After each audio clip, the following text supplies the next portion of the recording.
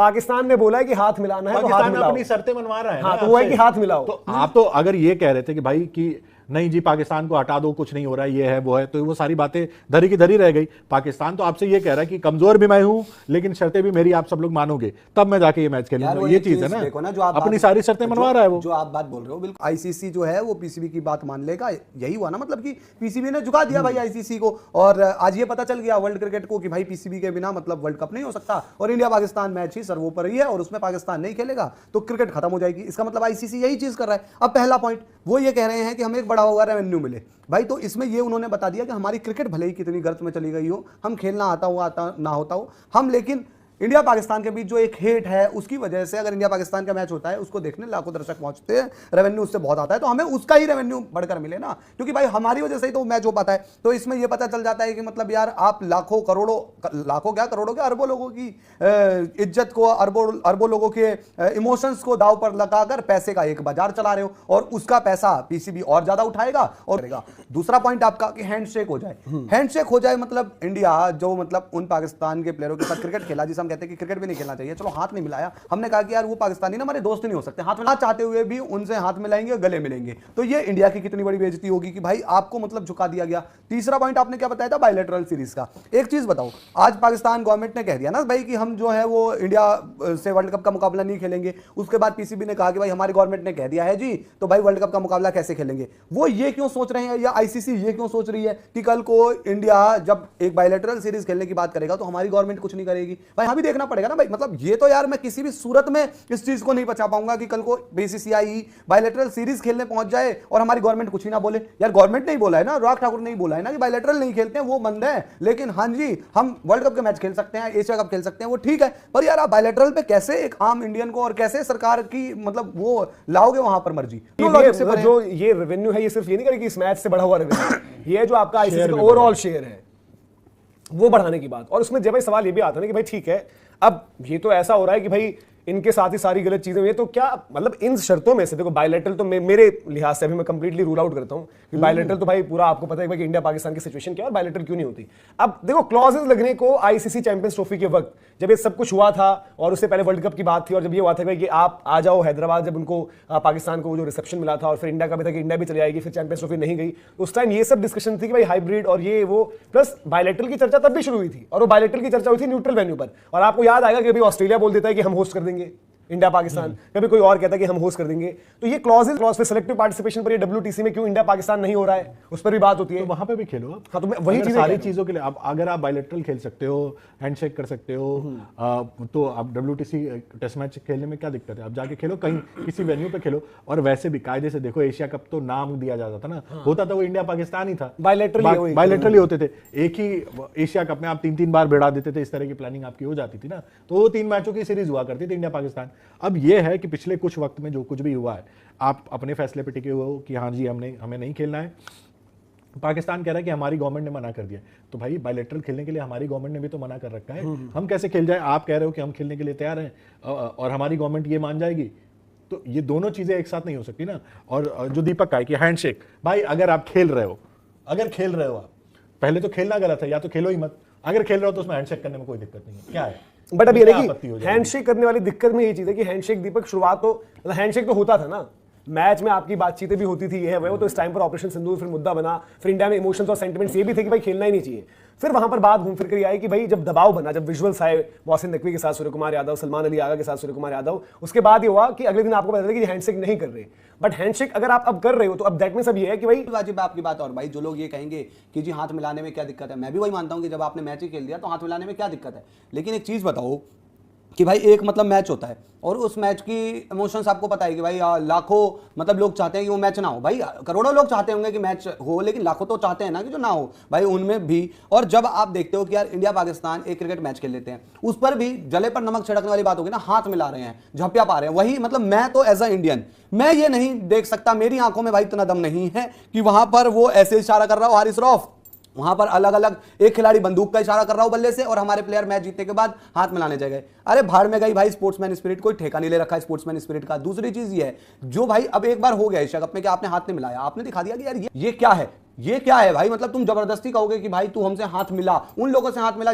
और पहली बात भाई, मेरा इंडिविजुअल ओपिनियन है, मैं तो भाई उस दिन भी वही कह रहा था एशिया कप में, आज भी वही कह रहा था। कल को ये भी लोग कहेंगे कि भाई ये जो गवर्नमेंट है उनका इतना प्रेशर है, कोई अच्छी गवर्नमेंट आए वो रिश्ते सुधार ले जी पाकिस्तान के साथ। रिश्ते सुधरे हुए भी हमने देखे हैं इन्हीं पाकिस्तानियों ने। पीसीबी और आईसीसी की बैठक को लेकर आज बहुत चर्चा रही, कल से लेकर ये मामला रहा कि भाई कि पीसीबी ने दरवाजा खटखटाया है कि आईसीसी ने दरवाजा खटखटाया है। लेकिन इवेंचुअली हुआ ये है कि आईसीसी की डेलीगेशन पहुंची थी, वो भी पाकिस्तान पहुंची है, और वहां पर बातचीत, और उस बातचीत में मतलब बांग्लादेश क्रिकेट बोर्ड से भी वहां पर जो है प्रेजेंस रही वहां पर। अब उसके पीछे की क्या बात है, क्या वजह है, इस सब पर बात करेंगे। लेकिन जो निकल कर आया मामला कि भाई अब वो निगोशिएशंस वाली जो बात चल रही है कि भाई कि ये जो मैच है, ये मैच होना जरूरी है, क्रिकेट के लिए बड़ा जरूरी है, न सिर्फ इंडिया पाकिस्तान की बल्कि दुनिया की क्रिकेट के लिए जरूरी है। और वहां पर कुछ शर्तें भी निकल कर आई हैं जो लगातार रिपोर्ट की जा रही है पाकिस्तान से। वो है, एक तो आईसीसी में बढ़ा हुआ रेवेन्यू पीसीबी के लिए, दूसरा ये जो हैंडशेक वाला मामला चल रहा है ये ओवर किया जाए, मतलब हैंडशेक हो अब मुकाबलों में, तीसरा है आपका कि बायलैटरल सीरीज इंडिया और पाकिस्तान के बीच। तो ये सब चल रहा है, डिटेल्स जो निकल कर आ रही है कि मीटिंग है, जिस तरीके से तस्वीरें और सब कुछ आप सोशल मीडिया पर देख ही होंगे। तो क्या लगता है दीपक जी, ये जो पूरा का पूरा चल रहा है, और ये आईसीसी गई है, जो पीसीबी ने कहा था भाई कि हमने किसी का दरवाजा नहीं खटखटाया, ये आपको पता चल जाएगा कौन किसका दरवाजा खटखटा रहा है? यार देखो, ये बात तो वैसे रोज हो मैं बहुत ज्यादा शॉक में चला जाऊंगा कि अगर आईसीसी ने इस किस्म का कोई इकदाम किया, क्योंकि याद रखें कि अगर पाकिस्तान क्रिकेट बोर्ड को वो सस्पेंड करते हैं या सैंक्शन करते हैं या उसकी मेंबरशिप कैंसिल करते हैं, तो पाकिस्तान क्रिकेट बोर्ड को तो जो नुकसान होगा 100 मेंबरान को नुकसान होगा। जिनको नुकसान नहीं होगा उसमें क्रिकेट ऑस्ट्रेलिया है, England and Wales cricket board है और बीसीसीआई है, क्योंकि इनकी फाइनेंशियल हेल्थ अच्छी है, इनकी टीमें अच्छा परफॉर्म कर रही हैं, इनके पास रेवेन्यू जनरेटिंग स्ट्रीम्स ज्यादा है। बट आईसीसी जो है ये 4 मुल्क नहीं है, आईसीसी 104 मुल्क है। सो आपने ये भी देखना है कि पाकिस्तान के ना होने से जो आपको रेवेन्यू हिट होगा, आपके रेवेन्यूज मेरा ख्याल है 50% नीचे आ जाएंगे, शायद उससे ज्यादा भी। तो जब रेवेन्यू जनरेट कम होगा तो रेवेन्यू डिस्ट्रीब्यूट भी कम होगा, जब रेवेन्यू डिस्ट्रीब्यूट कम होगा तो मेंबर सस्टेन और सर्वाइव ही नहीं कर सकेंगे, एसोसिएट्स को छोड़े कुछ फुल मेंबरान भी सस्टेन नहीं कर पाएंगे, और फिर क्रिकेट जो है 104 मुल्कों से शुरू होकर 40, 60, 65, 55 इसके ऊपर चली जाएगी। फिर आप इसका एक इंपैक्ट देखिए, अपना इंपैक्ट देख ले। एक सेकंड इफी कि आपका 3 महीने के बाद विमेंस T20 वर्ल्ड कप है, अगले साल 50 ओवर का 50 वर्ल्ड कप है, 2028 में ओलंपिक्स के अंदर क्रिकेट जा रही है पहली दफा। अगर वहां पर अच्छी कारकर्दगी होती है, एक अच्छा शो होता है और उनको ब्रिस्बेन 2032 के अंदर भी एंट्री मिल जाती है, तो फिर cricket will become an annual feature into the Olympics. So इस टाइम के ऊपर सिर्फ क्रिकेट वर्ल्ड की नजर इस इवेंट के ऊपर नहीं है। मेरा अपना ख्याल है कि इसको दूसरे स्पोर्ट्स भी बड़ी गहरी निगाह से देख रहे होंगे कि ये हो क्या रहा है, क्यों हो रहा है और इसका आउटकम क्या निकलने वाला है।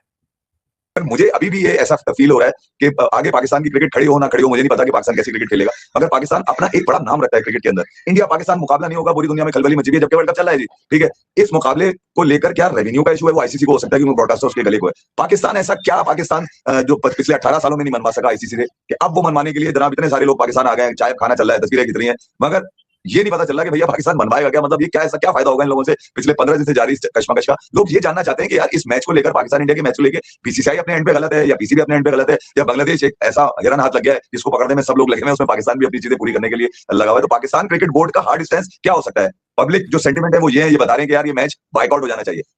अब देखिए, मैंने जैसे इसी शुरू में ही कहा ना कि पब्लिक सेंटिमेंट्स के हवाले से एडमिनिस्ट्रेशंस फैसले नहीं करती हैं। एडमिनिस्ट्रेशंस के फैसले करने की सोच, विचार, उनके पास जो एक्सेस टू इन्फॉर्मेशन होती है वो बिल्कुल डिफरेंट होती है। हम उस लेवल तक नहीं पहुंच सकते जो पीसीबी की है ना।